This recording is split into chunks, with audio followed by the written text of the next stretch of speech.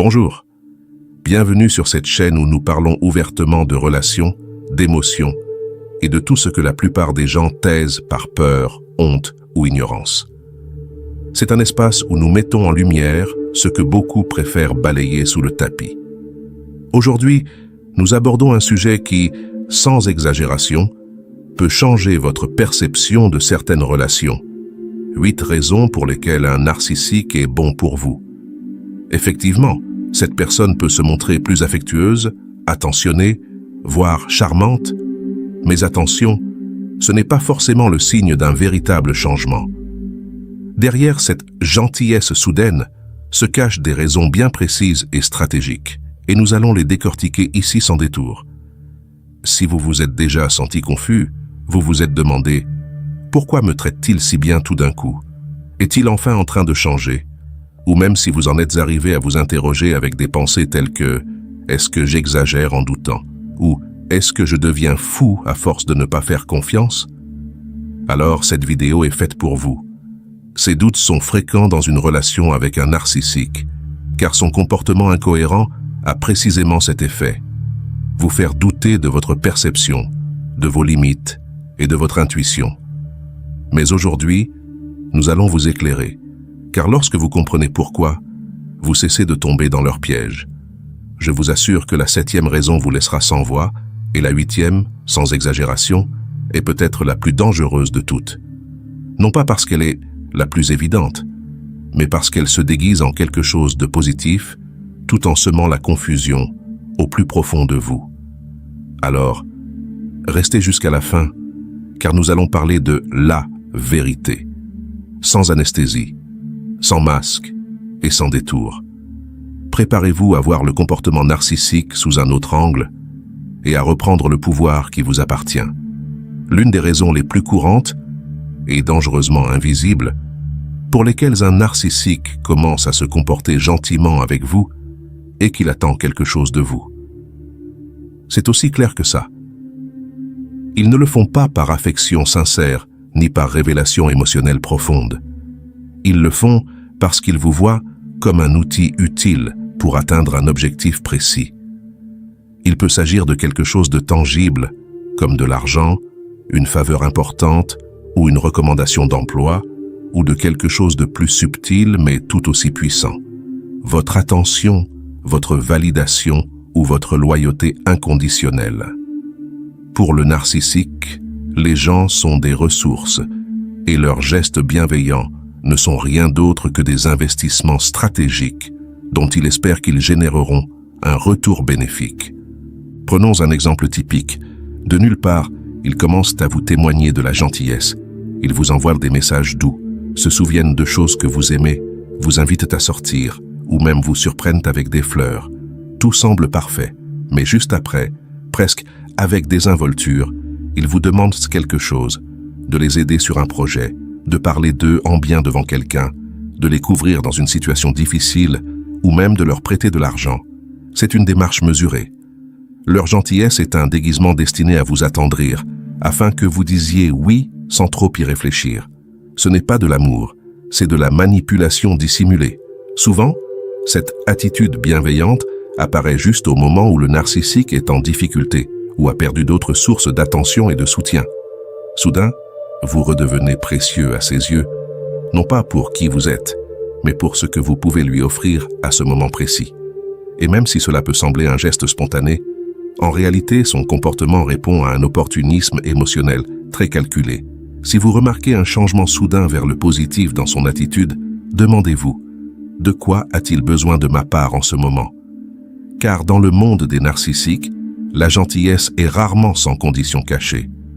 Une autre raison pour laquelle un narcissique se comporte bien avec vous est qu'il est revenu en phase d'idéalisation. Oui, encore une fois, les narcissiques fonctionnent souvent selon un cycle bien défini. Idéalisation, dévalorisation et rejet. Durant cette phase d'idéalisation, ils vous voient comme quelqu'un de presque parfait, presque divin. Ils vous comblent d'éloges, de détails et d'attentions exagérées. Dans leur esprit, vous êtes redevenu la personne idéale, le reflet de tout ce qu'ils croient mériter. Mais attention, Ce n'est pas du véritable amour, c'est un fantasme passager. Vous n'êtes pas aimé pour qui vous êtes, mais pour votre place dans leur projection idéalisée. L'intensité avec laquelle ils vous poursuivent, les messages constants, les gestes romantiques et leur apparente fascination pour vous peuvent vous faire croire qu'il se passe quelque chose de profond. Ils vous diront peut-être n'avoir jamais ressenti cela pour quelqu'un, que vous êtes spécial, que vous êtes bon pour eux, et peut-être que pendant un instant, vous le ressentez aussi. Mais ce n'est pas de l'amour. C'est une construction qu'ils entretiennent, un film intérieur où vous jouez un rôle idéalisé, jusqu'à ce que, inévitablement, vous ne soyez plus à la hauteur de leurs attentes irréalistes. Et lorsque cela se produit, lorsque vous montrez votre humanité, lorsque vous faites une erreur ou que vous cessez tout simplement de paraître utile, le charme se rompt. Et puis vient l'autre côté du cycle, la dévalorisation. Le silence soudain, la froideur, les reproches, voire le mépris. Toute cette affection disparaît comme si elle n'avait jamais existé. Pourquoi ? Parce que ce n'était pas réel. C'était une projection émotionnelle, pas une véritable connexion. Ce qui semblait être de l'amour n'était qu'une phase. Alors, si vous êtes sur un piédestal aujourd'hui et que tout semble parfait, soyez prudent. Ce n'est pas de la stabilité, c'est une oscillation émotionnelle qui peut vous blesser. Le véritable amour ne vous idéalise pas pour ensuite vous punir. Le narcissisme, si. L'une des raisons les plus dangereuses et les plus courantes pour lesquelles un narcissique commence à bien se comporter avec vous est qu'il veut vous récupérer. C'est ce qu'on appelle le hoovering, de l'anglais to hoover. Et pourquoi ce nom ? Parce qu'il essaie littéralement de vous aspirer à nouveau dans la relation, comme si vous étiez quelque chose qu'il pouvait reconquérir à volonté. Lorsque vous vous éloignez, que vous fixez des limites ou que vous décidez de rompre le lien, le narcissique entre en mode conquête. Il devient soudain la personne la plus douce, la plus attentionnée et la plus compréhensive du monde. Il vous dit qu'il a changé, que vous lui manquez, qu'il ne peut s'empêcher de penser à vous et qu'il n'aurait jamais dû vous laisser partir. Avez-vous déjà vécu l'expérience qu'au moment même où vous parveniez à prendre vos distances, cette personne surgit avec des messages du genre « J'ai beaucoup pensé à toi » ou « Tu es unique ». Ce n'est pas une coïncidence, c'est une stratégie. Cette crise de nostalgie est soigneusement calculée pour vous désarmer émotionnellement. Soudain, elle vous envoie d'une chanson, un beau souvenir, une phrase qui semble tout droit sortie d'un film romantique. Et vous, confus, commencez à vous demander « Et s'il avait vraiment changé ? Et si je lui manquais vraiment ? Suis-je trop dur ? » Mais attention, le narcissique ne vous manque pas. Il regrette le contrôle, l'attention, la validation qu'il recevait de vous. Ce n'est pas de l'amour, c'est un besoin de pouvoir. Et voici le plus important. Si vous revenez en arrière, le cycle recommence. Peut-être qu'au début, tout est beau, comme une seconde lune de miel. Mais petit à petit, les signes reviendront. La froideur, le contrôle, les manipulations, les mensonges. Car passer l'aspirateur ne découle pas d'un désir sincère de guérir une relation, mais de la peur de perdre l'accès à sa source d'énergie émotionnelle. Vous. Le narcissique ne veut pas reconstruire la relation avec vous d'égal à égal. Il veut s'assurer que vous continuez à graviter autour de lui. Et une fois cela fait, il redevient lui-même. La grande question est donc, comment savoir si vous recevez de l'amour véritable ou de l'amour compulsif? La réponse réside dans la constance. L'amour véritable ne nécessite ni grand discours, ni démonstration théâtrale. Il est stable, respectueux et honnête. L'amour compulsif, en revanche, apparaît soudainement, avec une intensité débordante, mais ne dure pas longtemps. Si vous remarquez qu'après une période de distance, l'autre personne revient avec des promesses exagérées et un comportement trop parfait pour être vrai, tirez la sonnette d'alarme. Vous n'êtes peut-être pas face à une histoire d'amour, mais plutôt à la répétition d'un cycle toxique qui ne se lasse jamais de recommencer. Une autre raison très courante pour laquelle un narcissique commence à se comporter gentiment envers vous est le fait que quelqu'un d'autre vous observe, et pas n'importe qui, quelqu'un qu'il ou elle cherche à impressionner ou à manipuler. Il peut s'agir d'un nouveau partenaire, d'un proche important, de collègues, voire d'amis communs. Dans ces cas, le narcissique change radicalement d'attitude pour préserver son image sociale. Soudain, il se transforme en la personne la plus gentille, la plus attentionnée et la plus polie de la planète, pour finalement faire comprendre à tous qu'ils sont une bonne personne. Mais vous, qui les connaissez en privé, savez que la gentillesse n'est pas réelle. C'est un piège soigneusement monté. Avez-vous déjà vu quelqu'un, lors d'une réunion de famille ou entre amis, se mettre à vous vanter devant tout le monde, alors qu'en privé, il ne vous adresse même pas la parole, ou soudain sourire, vous complimenter, ou même faire semblant d'être au top, juste sous le regard d'un autre? C'est le piège. Ce comportement ne s'adresse pas à vous, mais au public. C'est du pur théâtre. Ils essaient de contrôler le récit, faire croire aux autres qu'ils sont pacifiques, qu'ils essaient de maintenir l'harmonie, et que vous êtes celui qui exagère, crée des conflits ou invente des drames. C'est une façon très subtile et très efficace de vous discréditer socialement. Cela arrive souvent dans les contextes familiaux, professionnels ou événementiels où il faut sauver les apparences. Dans ce cas, le narcissique s'efforce de paraître équilibré, sympathique, empathique et conciliant. Pourquoi? Parce qu'il a besoin de construire une version publique de lui-même qui lui soit favorable. Et dans cette version, vous ne pouvez pas être la victime. Vous devez être le problème. Par conséquent, plus il se montre amical en public, plus il peut justifier ses violences privées par de simples malentendus ou des réactions nécessaires à votre supposée instabilité. Et lorsque vous tentez de donner votre version des faits, les autres hésitent, car il a toujours l'air si calme, si raisonnable. La question est donc, comment éviter de tomber dans ce piège émotionnel et social?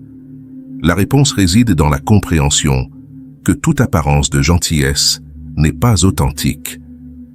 Observez si cette gentillesse reste privée, hors de vue.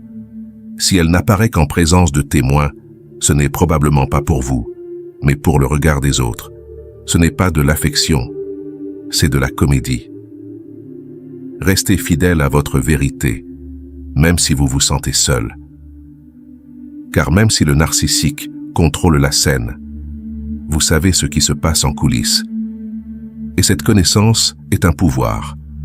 Une autre raison pour laquelle un narcissique commence à se comporter gentiment envers vous est qu'il craint sincèrement que vous le quittiez définitivement. Dans son esprit, vous étiez peut-être une source d'admiration, d'attention, de validation, voire de contrôle, et lorsqu'il sent que vous êtes sur le point de le laisser partir pour de bon, il passe en mode sauvetage. Qu'est-ce que cela signifie? Une version onirique de cette personne apparaît soudainement, aimante, attentionnée, engagée, pleine de détails, parlant d'avenir, faisant des promesses toujours trop belles pour être vraies. Mais ne vous y trompez pas, ce n'est pas de l'amour, c'est de la panique déguisée en affection. Vous est-il déjà arrivé, juste au moment où vous décidiez de vous éloigner complètement, cette personne est-elle revenue avec un « maintenant je comprends tout », cette fois je vais changer, ou même une proposition de vivre ensemble ou de se marier? Ce n'est pas une coïncidence. Le narcissique n'agit pas par conscience émotionnelle, mais par peur de perdre sa source de pouvoir. Le changement ne vient pas du cœur, il vient de la peur. Et lorsqu'une transformation naît de la peur de la solitude et non d'un désir sincère de s'améliorer, elle est probablement temporaire. Dès qu'il aura l'impression d'avoir repris le contrôle sur vous, il reviendra à ses anciens schémas. Car sa motivation n'était pas l'amour, mais l'urgence de ne pas se retrouver sans son réservoir narcissique. C'est là que beaucoup de gens échouent. Parce que le discours est convaincant, le changement est soudain et semble sincère. Puis on se dit, maintenant, il a compris. Il ouvre enfin les yeux. Et à ce moment-là, le cœur tendre et les émotions mitigées, on réessaie. Mais ce qui semblait être une porte ouverte au changement se transforme vite en une cage déguisée en espoir. Le narcissique ne cherche pas à réparer les dommages réels qu'il a causés, mais plutôt à éviter de perdre ce qu'il considère comme sien. Et vous n'êtes pas une personne libre dans son esprit. Vous faites partie de son système de contrôle. Que se passerait-il si vous ne partiez pas, mais ne jouiez pas le jeu non plus? Il y a de fortes chances que la bonne affaire disparaisse. Car lorsque le narcissique sent qu'il n'a plus besoin de faire d'efforts, il se détend et redevient lui-même. C'est pourquoi, si quelqu'un change uniquement par peur de vous perdre, vous ne voyez pas de véritable développement personnel. Vous ne voyez qu'un reflet désespéré de sa propre peur. Et vous méritez mieux que cela. Vous méritez un amour authentique, pas un acte de dernière minute pour éviter l'abandon. Une autre raison très puissante pour laquelle un narcissique peut commencer à vous bien traiter est qu'il manipule le récit. Autrement dit, il essaie de contrôler l'histoire de ce qui s'est réellement passé entre vous. Si cette personne sent que vous pourriez vous exprimer, partager des vérités dérangeantes ou révéler des aspects sombres de la relation, elle activera une stratégie de dommage contrôlé. Elle se montrera bienveillante, attentionnée, voire empathique, non pas parce qu'elle en a conscience, mais parce qu'elle veut que vous lui disiez « Bon, ce n'était pas si grave. J'ai peut-être réagi de manière excessive. » Le but n'est pas de vous réparer, mais de protéger son image publique. Sa gentillesse devient un outil pour vous désarmer et, espérons-le, vous réduire au silence. Et quel est le risque? Que vous tombiez dans une forme très subtile de gaslighting. Ce type de manipulation ne crie pas toujours. Parfois, elle murmure des choses qui vous font douter de votre propre perception. Soudain, vous vous demandez « Et si j'avais réagi de manière excessive aussi? Et si ce n'était pas si grave? Ou même « Et si je n'étais pas juste en lui disant ça ?» Et c'est là que le narcissique gagne du terrain, car en étant gentil avec vous, alors que vous pourriez parler ou prendre vos distances, il crée une confusion émotionnelle. Il vous pousse à vous demander si ce que vous avez vécu était réel ou simplement une mauvaise interprétation de votre part. Mais vous savez ce que vous avez ressenti, vous savez combien cela a été douloureux, vous savez combien de fois vous avez gardé le silence pour éviter le conflit, et cela ne disparaît pas avec un sourire. Cette tactique a aussi un objectif à long terme, blanchir son image. Le narcissique espère que s'il se comporte bien aujourd'hui, vous oublierez, ou du moins minimiserez, tout ce que vous avez subi. Il croit qu'avec quelques gestes gentils, il peut effacer des mois, voire des années de dommages. Mais ça ne fonctionne pas ainsi.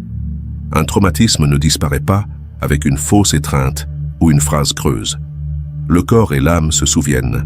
Alors, si vous remarquez qu'il se montre charmant au moment même où vous commencez à parler, à guérir ou à prendre vos distances, ce n'est pas une coïncidence. C'est une manœuvre pour modifier votre récit et protéger sa réputation. Ne vous y trompez pas, ce n'est pas une rédemption, c'est une stratégie. L'une des raisons les plus fondamentales pour lesquelles un narcissique se comporte bien avec vous est qu'il reçoit quelque chose de vital pour lui, ce qu'on appelle l'apport narcissique. De quoi s'agit-il? En gros, c'est l'attention, l'admiration et la validation que vous lui apportez, parfois sans vous en rendre compte. Pour un narcissique, cela fonctionne comme une drogue. Il a constamment besoin de se sentir vu, valorisé, admiré ou en contrôle. Par conséquent, si vous remplissez ce rôle, que ce soit par des flatteries, des démonstrations d'affection, de l'attention ou simplement en étant disponible, il vous traitera bien, non pas par amour, mais parce que vous satisfaites ce besoin profond de nourrir son ego. Avez-vous déjà reçu un compliment inattendu du genre « Tu es magnifique aujourd'hui » ou « Tu excelles dans ce que tu fais » et vous répondez naturellement avec gratitude, affection ou en retournant le compliment? Cet échange, qui dans une relation saine est réciproque et spontanée, a une autre valeur pour le narcissique, c'est sa dose de pouvoir. Il vous donne quelque chose, non par générosité, mais pour obtenir quelque chose en retour. C'est comme s'il disait Regarde comme je suis gentil avec toi. Maintenant, dis-moi à quel point tu as besoin de moi. » Ainsi, une dynamique inégale se crée, où vous pensez créer une connexion émotionnelle, mais en réalité, vous ne faites que renforcer son sentiment de supériorité ou de contrôle. Le plus dangereux, c'est que ce genre de gentillesse peut sembler bien réel.